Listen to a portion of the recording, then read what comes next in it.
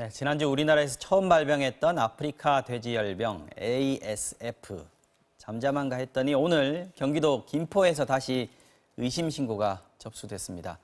그동안 열심히 방역을 했는데 지난 주말 한반도를 강타한 태풍 타파가 몰고 온 비바람에 약품들이 모두 씻겨나가서 원점에서 대대적인 방역 작업이 필요하다고 합니다. 아프리카 돼지열병이 확산되는 것은 아닌지 걱정입니다만 오늘은 특히 경제적인 영향에 대해서 자세히 좀 짚어보겠습니다. 박연미 경제평론가 나오셨습니다. 어서 오십시오. 안녕하세요. 네.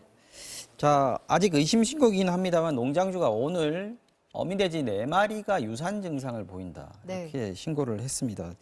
지난번 2번의 확진은 파주하고 연천 아니었습니까? 네. 여기는 북쪽에 북한과 좀 닿아 있는 쪽이어서 좀 다릅니다만은 이번에 김포는 꽤 남쪽으로 내려왔다.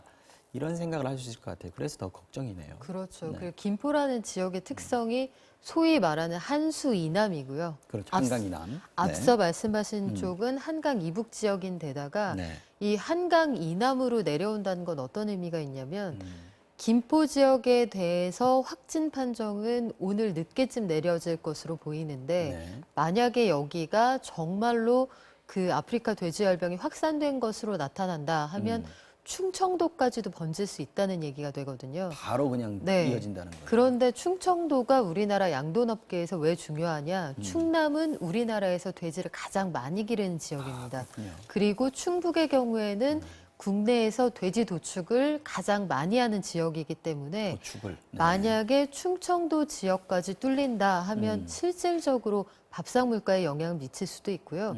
이게 비단 거기에서만 끝나는 게 아니라 네. 양돈업계 전체로 만약에 이게 그 영향이 확산된다 이렇게까지 가정을 해보면 일자리 문제에도 실질적으로 영향을 미칠 수가 있거든요. 그래서 오늘 김포 지역에 대해서 긴장감이 높은 상황인데요. 말씀하신 것처럼 그 김포 지역에서 돼지를 1,800마리 정도 키우는 네. 그 농장주가 오늘 오전 6시 40분쯤에 신고를 했습니다.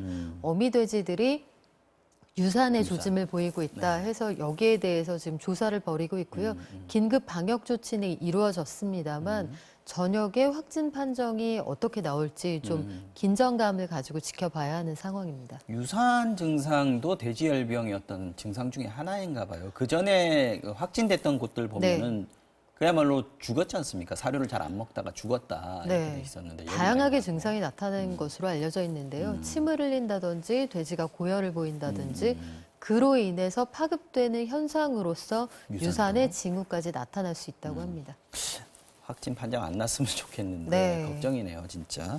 자, 정부가 오늘 대대적인 방역 작업에 나서고 있습니다. 이게 그전에도 방역 철저히 한다고 했는데 다시 나서는 이유는 태풍 때문이라고 봐야 되는 거죠? 태풍이 그동안 2가지 변수가 됐었는데요. 한 가지는 약을 뿌려도 지나치게 비바람이 강하면 다 씻겨나갈 수 있다. 이게 한 가지 변수였고 강풍이 너무 불거나 비가 너무 내리면 방역 자체가 어렵습니다.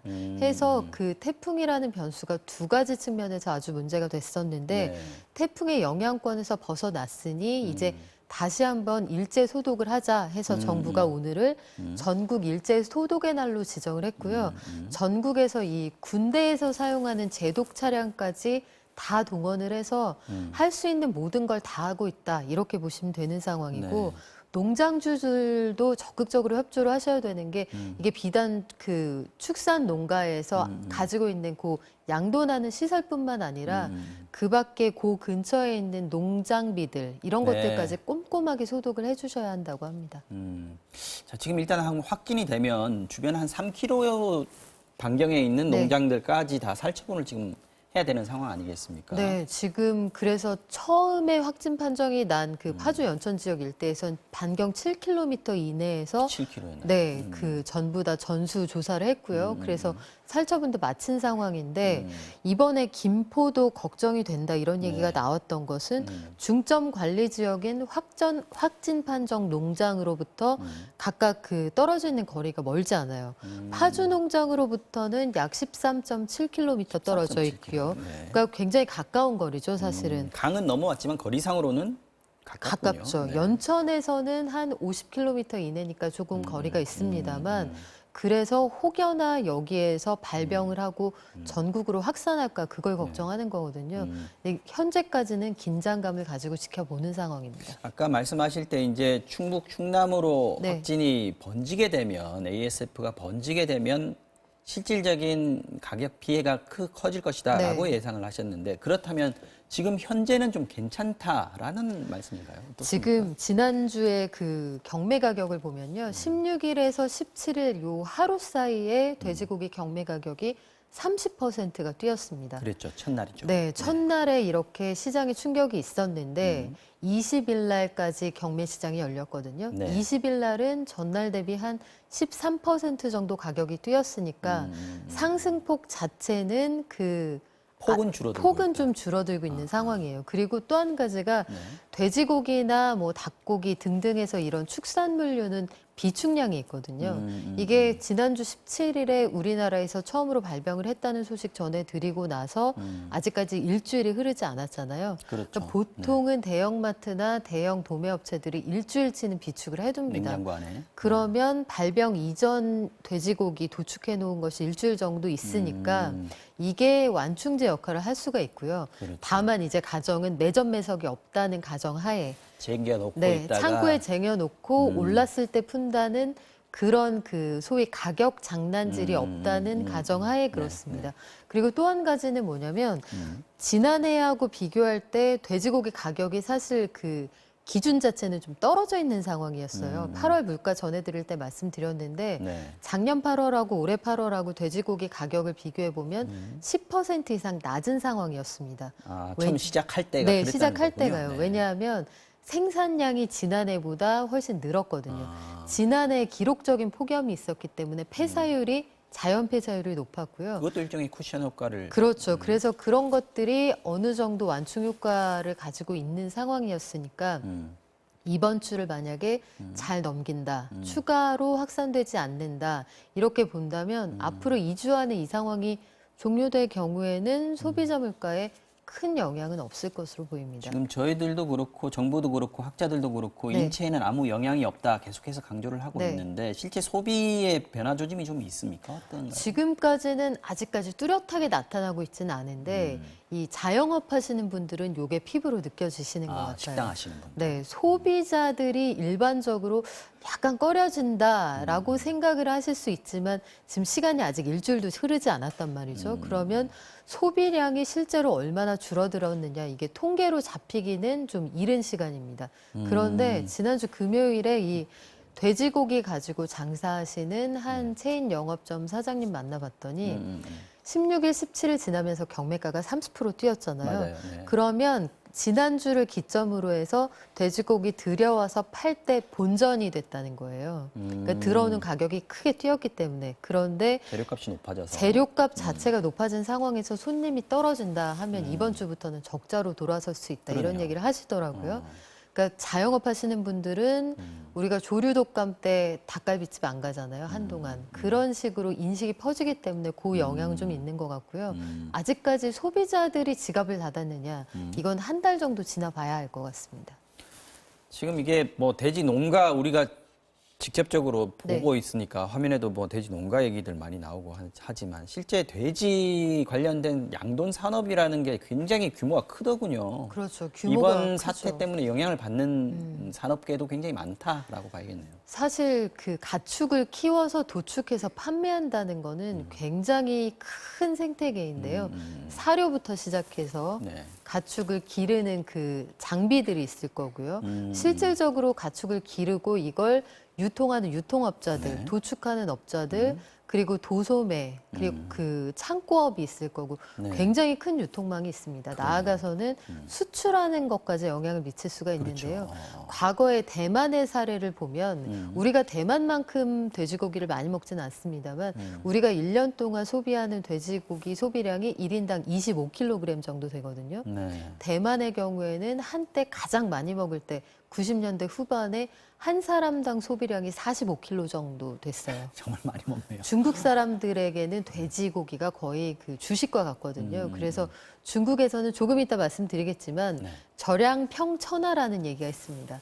그 돼지고기하고 식량이 천하를 편안하게 한다. 돼지저자군요. 네, 그런데 그런 말이 있을 정도로 아주 중요한 식량인데 그 나라에서는 당시에 이 구제역을 제때 잡지 못해서 7만 명이 일자리를 잃거든요. 아, 이게 진짜 일자리하고 바로 연결이 됐군요. 대만이라는 경우가. 작은 나라에서 7만 명이 일자리를 잃는다는 건 굉장히 큰 일이거든요. 그만큼 산업 자체가 그렇죠. 넓게 퍼져 있다는 얘기고. 그리고 축산이라는 거는 사실 하나하나 다 사람 손이 가는 작업들이잖아요. 도축이라는 것도 뭐 자동화 시설이 일부 끼어 있습니다만 결국은 이 사람 손이 많이 가는 그런 작업들이기 때문에 그래서 이쪽에 그 외국인 노동자들도 굉장히 많이 일을 하거든요. 그러다 보니 돼지가 사람에게 해로울 거냐, 사람이 돼지에게 해로울 거냐, 지금 이걸 굳이 따진다면 익혀 먹으면 인체에 무해하다는 게 이게 과학적으로 입증된 사실입니다. 반면에 사람이 돌아다니면서 몸으로 혹은 장비로 바이러스를 옮기면 돼지는 걸리면 죽는 병이잖아요. 그렇죠. 현재로서 아프리카 돼지열병에서 돼지가 사람보다 사람이 돼지에게 훨씬 해롭습니다. 사람이 매개가 되면 안 네. 되는 상황이기 때문에 사람에 대한 방역도 굉장히 철저하게 그렇죠. 준비를 해야 그래서 되는 거죠. 이동에 아주 주의를 하셔야 되죠. 조금 전에 대만 얘기하셨는데 지금 이번 그 돼지열병과 관련해서 우리한테 반면교사, 뭐 타산지석이 될 수 네. 있는 게 중국 아니겠습니까? 그렇죠. 중국이 뭐 엄청나게 피해를 입었다라고 우리가 여러 번 얘기를 했는데 네. 지금은 어떻습니까? 잡혔습니까? 아직까지 잡히지 않았고요. 아직도 안 잡혔습니다. 중국에서 처음 발병한 게 지난해 8월인데 네. 8월 이후로 지금까지 지금 1년이 좀 넘는 시간이 흘렀잖아요. 3억 마리를 키웠는데 그중에 1억 마리를 살처분을 했습니다. 그리고 중국이라는 나라가 세계 최대의 양돈 국가이면서 세계 최대의 돼지고기 소비 그렇죠. 국가거든요. 네. 전 세계 돼지고기의 절반을 먹어치우는 나라가 중국인데 지난해부터 이걸 잡지 못해서 전국으로 이미 퍼진 상태고요. 돼지고기 가격이 50%나 폭등을 하다 보니까 중국 남부 지역에서는 육표라는 게 등장을 했어요. 6표요? 고기표. 한 아. 사람당 돼지고기를 살 수 있는 쿼터를 정해주는 표인데 얼마까지만 살 수 있다 그렇죠. 이거군요. 한 사람당 1kg씩만 구입을 할 수가 있는 지역이 있고요. 심지어 중국 지역에 따라 다르긴 하지만. 네, 남부 일부 지역에서는 우등생들에게 네. 장학금을 돼지고기로 주는 학교까지 등장을 했을 정도입니다. 뭐 웃어야 됩니까 말아야 됩니까? 그러니까 블랙 코미디인데요. 세계적인 유통 채널이 최근에 중국의 문을 열었는데 셔터 올리자마자 사람들이 기어 들어가서 샀던 것도 바로 돼지고기였거든요. 그러니까 그 정도로 중국의 상황이 심각하고 해서 제2의 시황제라고 불리는 시주석. 지금 시주석의 정치력을 가장 시험하는 건 그래서 홍콩 시위도 아니고 미중 무역 분쟁도 아니고 바로 돼지고기다. 이런 말이 나올 엄청난 정도. 재앙이군요. 지금 네. 재앙 상황이 지금 중국에선 벌어지고 있고 이게 지금 계속 안 잡히면 정말 돼지가 계속해서 죽어나가는 건 눈에 보이는 거 아니겠어요? 그렇죠. 그리고 새로 새끼 돼지를 갖다 키우지도 않겠죠. 타잔 그 과거의 사례를 볼 때 네. 이게 죽어버리면 손해니까요. 사료값도 안 나온다 이럴 수가 있는 상황이고 중국은 그래서 그 사이가 나쁜 미국하고도 돼지고기에만큼은 관세를 없애겠다 이런 상황이고요. 보조금 주겠다. 돼지 많이 기르면. 그렇군요. 그리고 리커창 부총리가 이 관련해서 대책회의를 계속 열 정도입니다. 지금 뭐 저희가 중국 얘기했습니다마는 우리는 정말 이번에 중국처럼 되지 않기 위해서 방역 철저히 해야 될 것 같고요. 정부의 역할도 중요하고 농가의 역할도 중요하고 또 오가는 모든 사람들이 지금 주의를 해야 되는 상황인 것 같습니다. 잘 방역이 되었으면 좋겠습니다. 지금까지 박연미 경제평론가와 이야기 나눠봤습니다. 말씀 잘 들었습니다. 고맙습니다.